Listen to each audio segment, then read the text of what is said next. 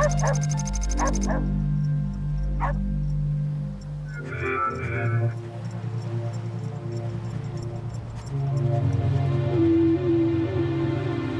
routine early morning walk for one man, but this day would be unlike others. His dog would not only uncover a skull, but a past that one killer thought he buried forever. Here we had a person who was sticking his thumbs up at society and saying, I've got away with this. The system's about to take him on. I wasn't sure whether he'd gone overseas, gone underground, or just didn't want to be found. We only get one go at forensics. We can't go back and put bodies back and re-dig them. Having everything intact, then getting an X-ray meant it was almost like X-raying a living person. He was making allegations even at that stage that it was a police set-up. It looked like something from a movie. The skull, dead set, had a really long, thin face. I thought this could be Harvey. He thought he'd got away with it, cold. He thought he'd be right. And it was going to be a fight to the end.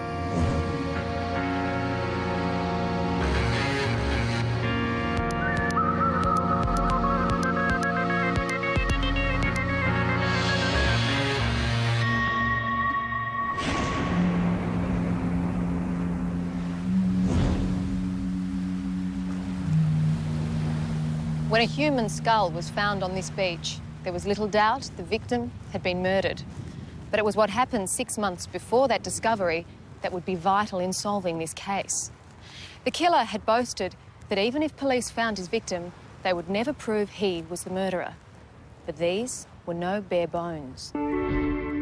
Botany Bay was a crime scene today after a human skull was found buried in a sandbank. A man walking his dog made the grim discovery. He was quite taken aback, rather shocked, and he went home to settle down with a cup of tea, I think. It was rather unexpected on a Sunday morning. While the victim's identity remains a mystery, police here have called in Task Force Snowy, the special team of detectives investigating a series of gangland murders dating back to the 80s.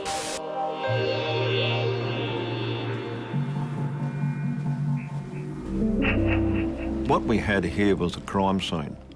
And we all know from experience that crime scenes leave clues. The trick is to find the clues.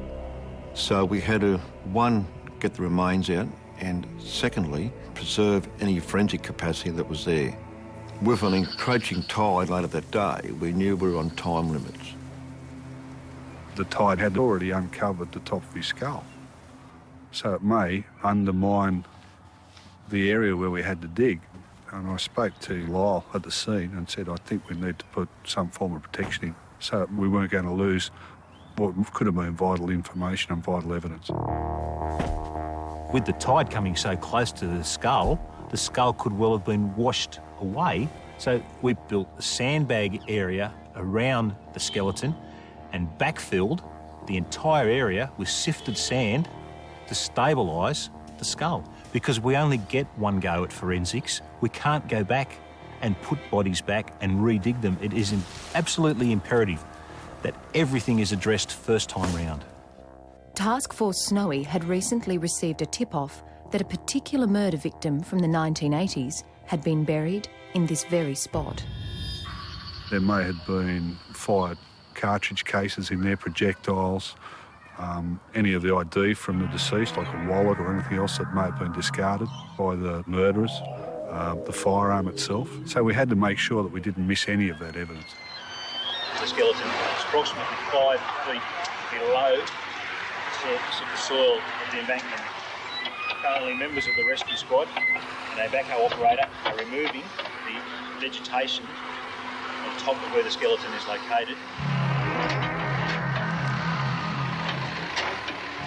The backhoe operator removed all the sand from the top of the body, and when we got to a level where we believed that we should start digging by hand, there was still a large amount of sand there, so we got him to use the backhoe scoop, and he started scooping away, and unfortunately the first scoop of sand, out came this brown tan shoe, hooked on the fork of the backhoe. Well, I was not happy about that. Yeah, when they hooked onto his shoe, I thought, oh no, they might have ripped him about a bit. Obviously we stopped digging at that stage, And from there on in, we went down very slowly by hand. It's now 5:20 p.m. We've removed the overburden to the level of the sandbags that we established earlier on today. These three blue arrows here indicate the location of the skeletal head, approximately here. We'll continue digging down until we uncover the remains.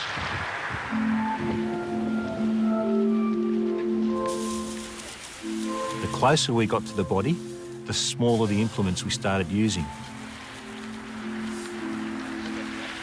We eventually ended up using paintbrushes and spoons to actually dig the sand away from the remains so as not to damage them. The time's now 8:25 p.m, Sunday the 26th of March 1995. The skeletal remains have now been fully uncovered. The left foot was recovered earlier today, and as you can see, it's missing from the body at this point in time. There appears to be some broken bones in the vicinity of the right wrist. A leather belt around the waist of the deceased. There appears to be some corroded metal, which possibly could have been a buckle.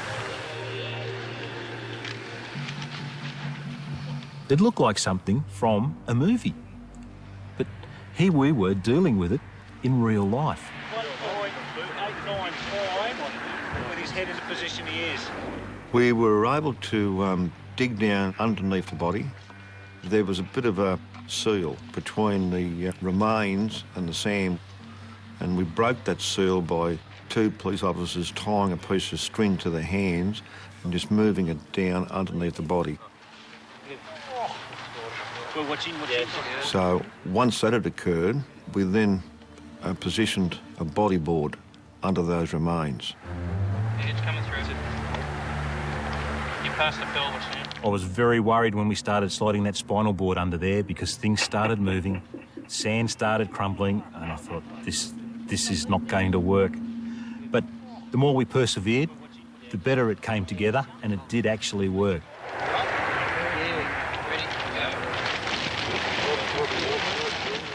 We were then able to lift it up and place it into a body bag and head it down to the mortuary.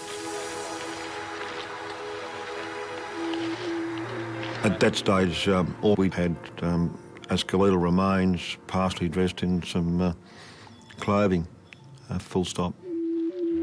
But these bones would tell a story. Within the skeleton were clues to its identity, and that of the killer. When a skull was found buried deep within a sand dune, a special task force of detectives were called into the site by the local police. There were a number of police there, including one of the botany detectives. He said, "Oh, we found one of your bodies." I said, "Oh, that's great, mate. Which one?" This area was considered a dumping ground for gangland murders of the 80s, and this may be one of its victims. He took me over and showed me the skull. And this skull, dead set, had a really long, thin face. And I thought, this could be Harvey. And I don't want this to sound derogatory, but having known Harvey, he had a very thin, long face.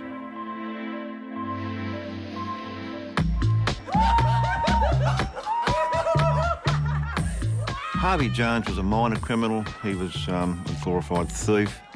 He was a would-be gangster. He was well-dressed, well-turned out, dripping in gold. He was a mug there, and he was as fresh as a rat with the gold teeth.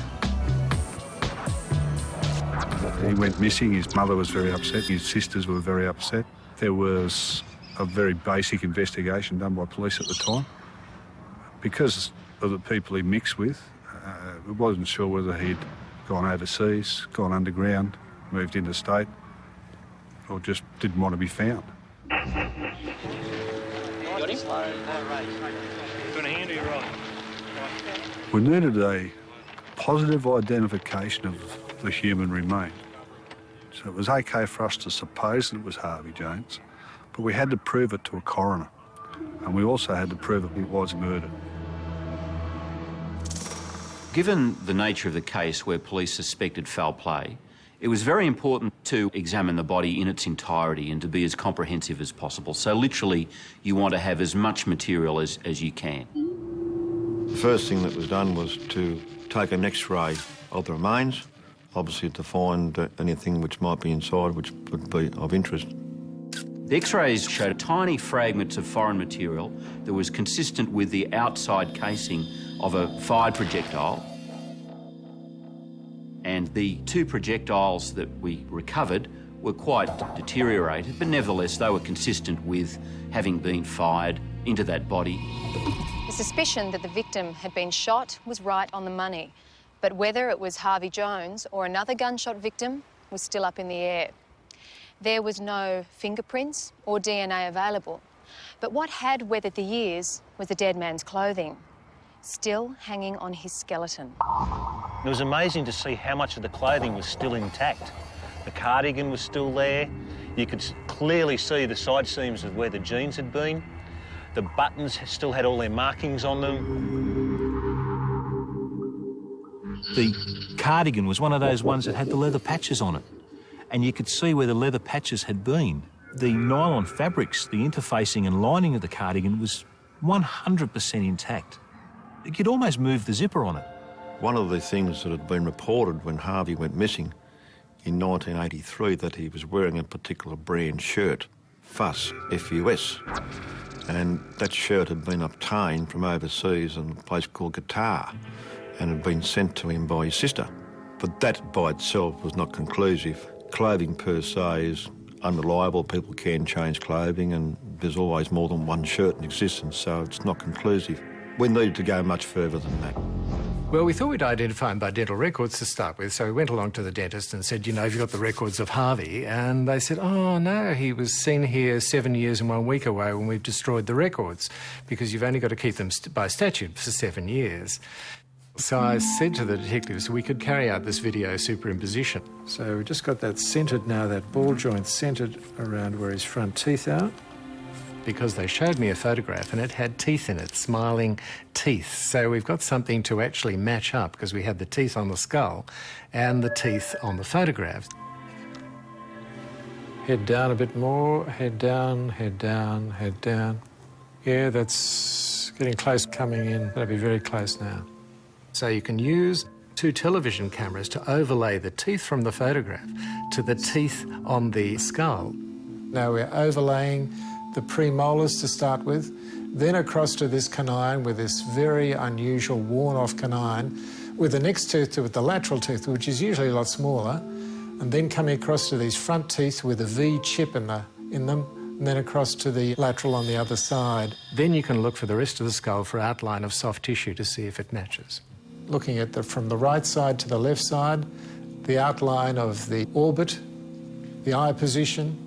Then coming across to the left-hand side, you're looking at the bony outline. You can see on the soft tissue relative to the bone where that large lump of bone is above the eye. And as they crossed, it just jumped out of you. It was Harvey. It was quite disconcerting, slightly creepy, a bit like a horror movie where the face melts away and you've got the skull left. It was like Harvey's face had jumped out of the skull at you. At that point, we had the first positive identification that would stand scrutiny in any form, in any court, that the person that we dug up was Harvey Jones. But who had killed the 29-year-old man 12 years before? The task force was in possession of other vital evidence, evidence that would put them hot on the heels of the killer. 29-year-old Harvey Jones had vanished in 1983. His clothed skeleton was found 12 years later. Its identity only confirmed through one photo that had survived over the years. It was quite a wonderful photograph. It was of some individuals having lunch, and there was the lobster in front of them, the glass of Chardonnay. A fairly bulky bloke on one side, and Harvey Jones on the other side. That bulky bloke, linking arms with Harvey, was his best mate, Neddy Smith, who was one of the most well-known and feared criminals in the 1980s. Neddy was a career criminal, a long history of convictions for thieving, assaults, robberies, armed robberies. A large man, physically overpowering. The only way you'd hold him down would be with a piece of 4x2 around the ears. He was a very violent character, very mean, just a vile creature. But he had some powerful friends. According to him, he was involved in large-scale police corruption. He was given a green light to commit armed robberies, to be involved in drugs. The bloke was effectively bulletproof. He could do what he wanted in this town. Anything. Smith has repeatedly and very publicly said he was provided with police assistance to the point of being dropped off and picked up from armed robberies in marked cars and being provided with police equipment and uniforms to conduct armed robberies. So, a fairly significant relationship. And one that Harvey Jones admired. Harvey Jones idolised Neddy Smith and just wanted to be as infamous as what he was. Harvey Jones is a very small-time player on this scene. He earned his living managing a brothel at Homebush. He was a used car salesman at another point. A loudmouth, tall, gangly fellow who nonetheless seemed to throw his weight around in pubs, had propensities to wearing loud, fake jewellery. Thought he was hanging around with the man of the moment and would be seen to be a serious gangster if he's able to go out drinking with Neddy Smith and Ned would give him the time of day. But he doesn't seem to have really added much to Smith's business or have caused him anything other than trouble. Harvey had been charged with some thefts of some gold bullion. There was a court case pending. And he had been assembling the money, he said, to bribe police to have those charges fixed. And according to Neddy Smith in one of his autobiographies, finding the money wasn't going to be difficult for Harvey, and Neddy would help him with the exchange. But only 24 hours before the deal was to be done, Harvey was making himself unpopular. He was involved in an incident at Sheila's nightclub at North Sydney. He had a habit of going to nightclubs, pulling out his revolver, letting one go on the roof to the horror of the patrons. That caused police inquiries and it brought some unwanted attention to him and also to the people he was actually hanging around with. The next night, July 15th, 1983, Harvey Jones was to make the $60,000 payment in return for his charges being dropped. He told his mother that he was going to see Neddy Smith that night for a meeting, according to her, and that was the last time that she had seen him. But in his book, Neddy claims Harvey never turned up. And after waiting for hours, he called Mrs. Jones, wondering where her son was. Smith was recorded a few days later saying that he'd contacted Harvey's mother and was concerned about his welfare. Nobody had seen him or heard of him or heard what happened to him. It was just one of those sort of dead investigations. But other than people who knew him directly and noticed his absence, Harvey Jones disappearing off the face of the planet wasn't going to cause a great deal of public concern. But over the next few years, disappearances and underworld murders would literally be in the public arena. Sydney police are hunting the underworld assassins of 49-year-old Barry Croft. The shooting happened just before 7 o'clock in the midst of late-night shopping. There's many areas he could have been taken, but the underworld like to do it in the open streets. Barry McCann's bullet-riddled body was discovered at 6:30 this morning by a council cleaner. This was a professional hit. Police have found more than 20 spent cartridges. The body of Sally Ann Huxtap was fished out of a pond at Centennial Park today. Michael Daniel Chubb had just returned from buying fish and chips for lunch when the killer struck. By the time that the shooting had stopped, there were perhaps a dozen fairly well-known crooks dead during this period. No one was charged for any of their murders. Neddy Smith, his name had been connected to some of these, but certainly other people's names had been connected to them as well. They were on the books as unsolved murders. In 1994, Task Force Snowy was on the scene. In their hands, they had secretly taped confessions about these murders. One of them was about Harvey Jones, and the voice on the tape was of the man he idolised, Neddy Smith. Sydney underworld figure Arthur Neddy Smith has been sentenced to life for the murder of a stranger.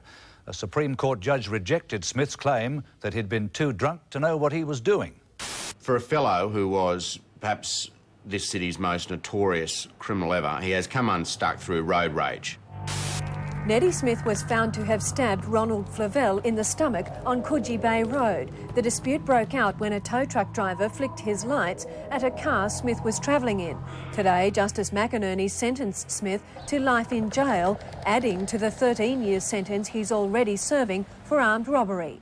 The crunch finally came and he went to jail for life. But he was still eligible to apply for parole. That wouldn't have meant that he was going to get it, but he's still able to apply, and of course anything could happen.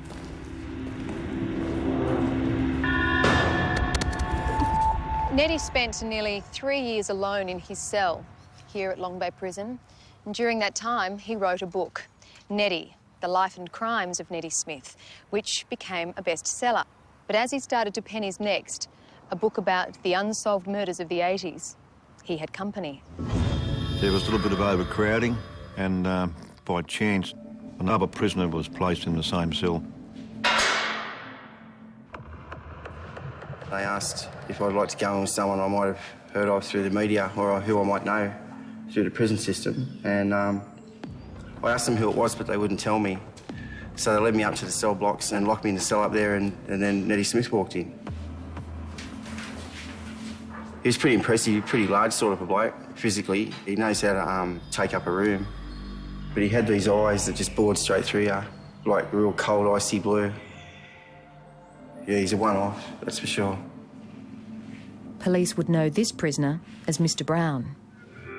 Mr. Brown has spent most of his adult life in prison for thieving, assaults, drug abuse, alcohol abuse. Just one of those institutionalised persons who survives in the jail environment. Well, there was only two of us in the unit, so you had to talk to someone, so we ended up talking to each other and struck up a pretty good rapport with each other, and he was writing a book at the time, and he began telling me about some of the things he did that he could put into the book and some of the things he did that he couldn't put into the book. And some of those was about various murders, so, yeah. They're pretty brutal, pretty frank. Like, I've been in jail at that stage probably 20 years, and they scared me because I knew that they were true. That was probably more like, you hear a lot of stories in jail and you just put it down to bullshit, but with this bloke, he just knew. Neddy started bragging to him about murders that he'd committed, and the informant was quite sickened by the way that Neddy, with cold-bloodedly, told him about these murders. He told me about a certain murder that he did, and it gave me nightmares, and that's when I thought, well, you know, maybe this is a bit more than just being a crime in a jail. Maybe I should do something about it. So I contacted the police and the operation began. With the cooperation of Mr. Brown, we were able to capture a lot of these conversations about all these unsolved murders going back many years on an authorised listening device tape. I lay awake many nights thinking about it and thinking about the consequences and whether I'd be able to do it or not. And I couldn't find a reason not to. I think in total there was mention of 14 separate murders. Some of them were gangland related, some of them were drug rip-offs, and some of them were revenge killings. One of them was the murder of Harvey Jones.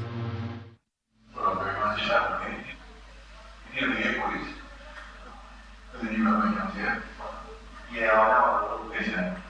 I sort of still think I went told me that I would. But I needed.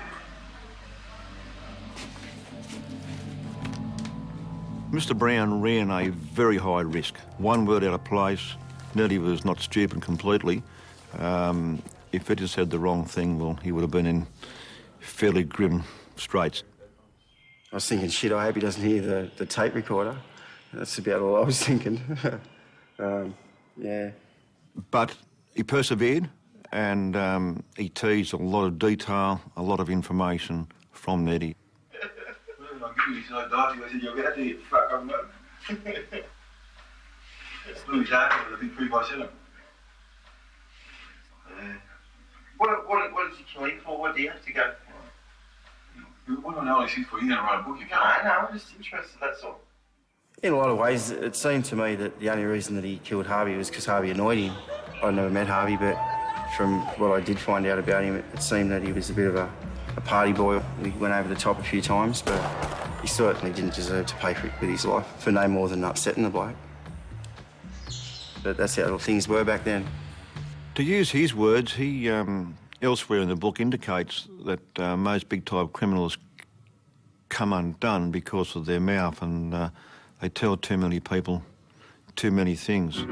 And here is he falling for the same trap. The tapes themselves would have allowed us to go out and charge Neddy forthwith, but that would have been quite foolish to do it, because any brief that hinges on a confession per se, well, wouldn't get past first base, and you'd just be wasting your time. It'd be nothing worse than charging Neddy than watching him walk.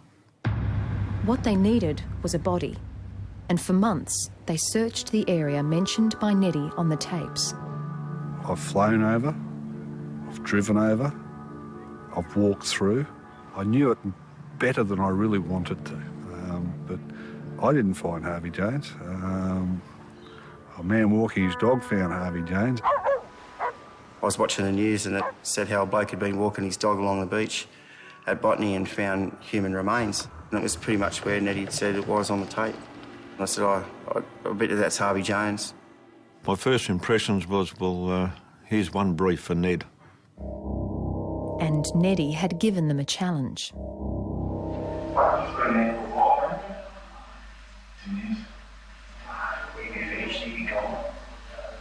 So the trouble is, if they find a skeleton, they can check who they are.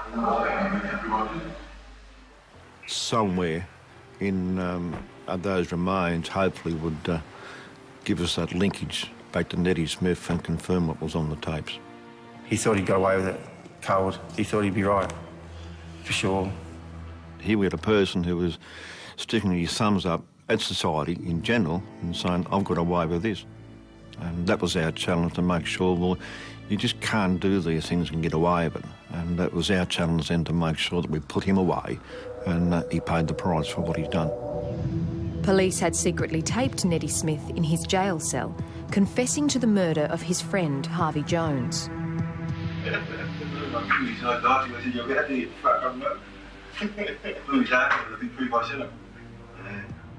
And was confident he'd got away with it. So the trouble is, if they find a skeleton, they can check who they are.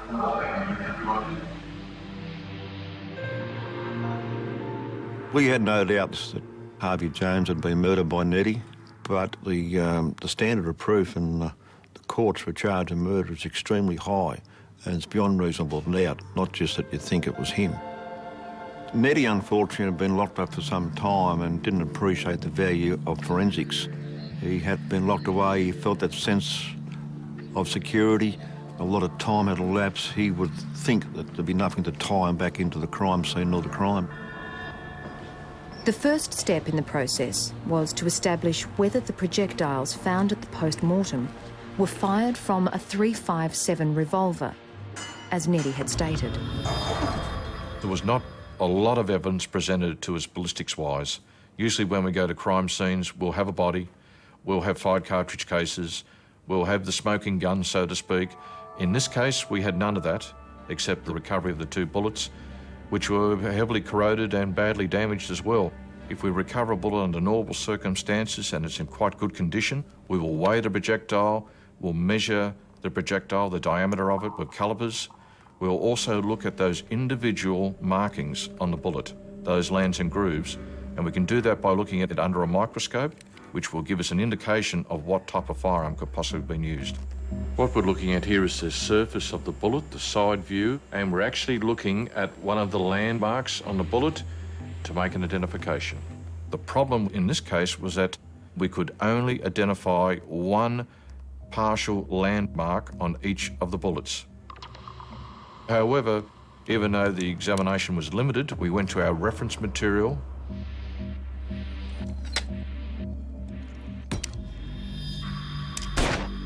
Did some firing of some weapons out of our library and found the 2 bullets, both consistent with being fired from a .38 caliber .357 revolver.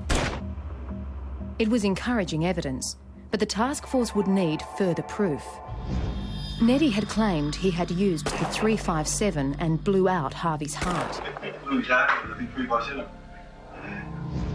The X-rays were very helpful and showed a number of fractures in ribs of the chest cavity, undoubtedly fractured by a gunshot.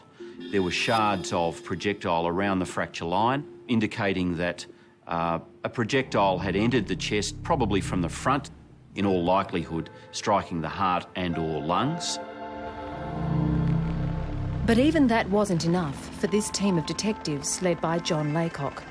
For them, it was a matter of crossing all T's and dotting all I's. I don't like just to put the bales on the top of the stumps. I like to belt the stumps right in so as there's no room for any movement. We're playing A grade here. This is a first-class crook, if I can use those terms, and it was going to be a fight to the end. So we didn't want to leave anything open to any suggestion that it wasn't so. It could be easily seen as a get square. They had to overcome that, and therefore everything they did had to be very much above board. We were on the right track.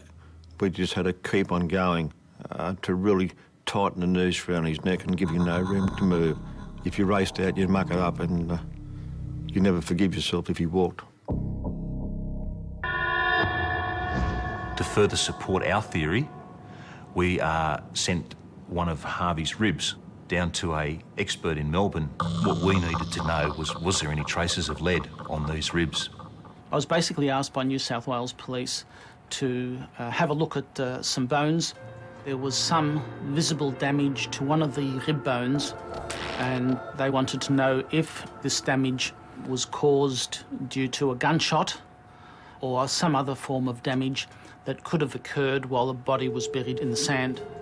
The damage was cone-shaped, which is very typical of bullet damage. But then there was obviously a matter of actually proving it, not just giving an opinion.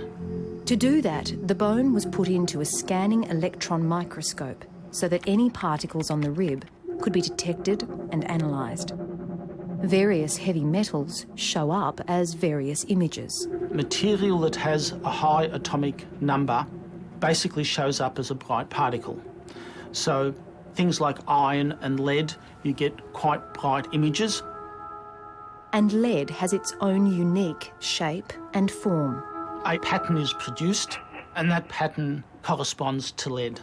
In this case, both lead and calcium was detected. The calcium comes from the bones. So the material that was actually on the bones was in fact lead. The finding of lead on the bone and around the damage confirms that a lead projectile, a bullet, caused that damage. Even more damning evidence was found from the clothes Harvey was wearing on the night he was murdered. When I started examining the cardigan and the shirt, I had to distinguish between decay and forensic evidence. I located what I believe to be a projectile hole on the cardigan, midway up on the nylon section of the zipper. Now, the remainder of the zipper was totally intact bar this one area. Harvey's shirt also had a distinctive hole. We were able to determine that the fabric had been doubled over when the projectile had been fired. When you overlay the two pieces of fabric, it becomes a perfectly circular hole. The holes were measured for diameter. Both the holes in the right chest area were consistent with being either a .38 calibre projectile or a .357 calibre projectile. The most crucial piece of forensic evidence that was obtained from the clothing was the fact that the holes in the jumper in the front right chest area matched the holes in the shirt in the right chest area, and we were clearly able to establish a bullet trajectory from entering the cardigan, through the shirt, and actually striking a rib in Harvey's chest. We were on a winner. We're on a conviction. We knew it. The forensic case linking Neddy Smith to the murder of Harvey Jones was strong. Not only had the experts proven the skeleton in the sandhills was Harvey, but they were able to prove that he had been shot, and the weapon was most likely a .357 revolver. When those bullets exited the gun, they made a perfect and traceable trajectory through his cardigan and shirt, hitting a rib in his chest. Police now had the forensic evidence they needed to match the words used by Neddy in their secretly taped recordings. Also in the confession was the mention of a man who was with Neddy on the night Harvey was killed, a man who police would call Mr. Green. He'd originally been spoken to by police and was uncooperative. However, when the body was found, it firmed up certain information that we'd been given, and he became cooperative with the police. Mr. Green was a driver or a gopher for Neddy Smith in those years, and he told us the whole story.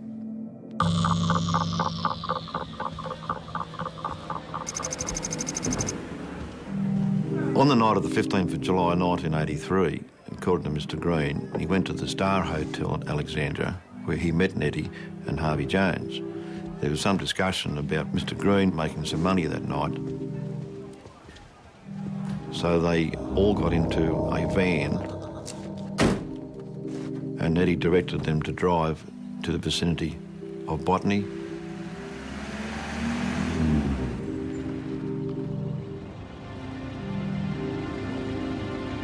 They alighted from the car and Neddy Smith and Harvey Jones went for a walk down to the beach. Mr. Green stayed behind on Neddy's instructions to keep a lookout. A short time later, there was a gunshot and Harvey had been shot by Neddy.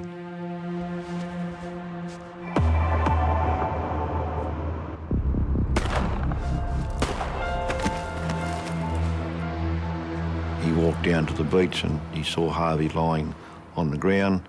Neddy was standing over the top of him with a gun in his hand. Mr. Green was then directed by Neddy to dig a hole, which he did. There was a shovel obtained from the van. He dug a fairly deep hole and the body was placed into that hole, and they then left the scene and went back that night to the Star Hotel and just continued on business. Now, that by itself is pretty damning evidence, but it's a man's word and it's open to dispute. You'd probably have to look at possible motives and his background. So it's a question of how much weight you would place on it per se.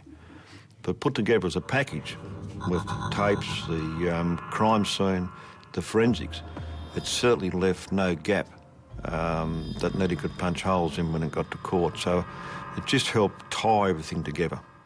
Colourful Sydney identity Neddy Smith has appeared in court, charged with murdering an underworld figure 15 years ago. Arthur Neddy Smith under tight security to face trial for the gangland killing of brothel owner Harvey Jones. It's 15 years to the day since he was executed with 2 gunshot wounds to the chest. He was then buried in sand dunes along Botany Bay. Police claim Smith lured Jones to the beach to get $60,000, allegedly to pay off corrupt detective Roger Rogerson for getting Jones off a criminal charge. His body was undiscovered for 13 years. Prosecutors say Smith confessed to the crime. He was secretly recorded boasting about how he got away with it. The Defence Counsel consented to those tapes being admitted into evidence without contest. So the only defence that Neddy would have was say I was boasting or telling lies or what have you. His explanation, in his words, were, I'm talking crap. It's pretty accurate crap for someone that's talking crap. He was saying that he was testing Mr. Brown, seeing if he told him this story, he heard it back on the prison grapevine. And he says that did in fact happen. There's been a day of courtroom drama as alleged hitman Neddy Smith came face to face with a cellmate who informed on him. Looking back now, I think it was probably one of the hardest things I've ever done, but at the time it seemed very, very simple, very easy. I got nervous, you know, before court, just like anyone else, I suppose, and like talking in public and that. But and probably because I was telling the truth in the court, so it didn't really matter that much. I just had to go and tell the truth, so I didn't have to worry about keeping stories together or anything like that. The trial, that included evidence from Mr. Brown and all the forensic experts, lasted 2 months. Even with all the evidence and with our confidence, you can never estimate what a jury would or would not do. The jury was out for about 3 or 4 days, which was a very torturous process. Was there something we'd missed? Was there going to be a legal technicality to be thrown up by the jury and either a hung jury, which would have involved a retrial, or, God forbid, to be acquitted? Sydney's most notorious gangster will spend the rest of his life in prison. Arthur Neddy Smith was found guilty of murder. He was first jailed for theft at the age of 15. Now he's convicted of killing brothel owner Harvey Jones. Justice Carolyn Simpson said Smith showed no remorse or contrition. She said the murder was premeditated, cold-blooded and deliberate. Jones had become a nuisance to him. It also proves that our legal system does work, even on a 15-year-old murder. And more importantly, I suppose, for Harvey Jones, even though he was a scandal, his 80-year-old mum will now have some peace in the final years. Already serving a life sentence for killing a tow truck driver, Smith was eligible for parole within weeks. The Jones verdict finishes that. Neddy was charged with a total of 7 murders arising from those prison tapes. 4 were dismissed at committal. He was acquitted by a jury for another, and when police won this case, they decided not to proceed with the 7th. There's 1 conviction, and then we called it quits after that because it was the end result was life meaning life.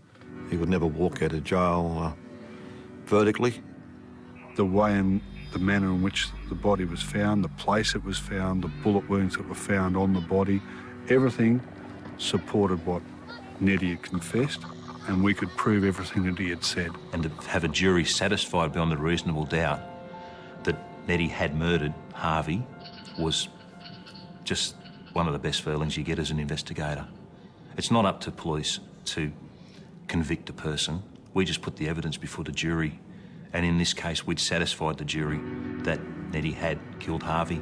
There were high fives all round and congratulations, and went out a couple of beers afterwards. It's a good feeling. We'd taken on one of the best in his day from the other side, and we'd won. For John Laycock, his fight and search continues. I'd suggest there's at least 1 set of remains at Port Botany from the 80s with the gang wars, and I wouldn't be surprised if there were several more. We haven't given up yet.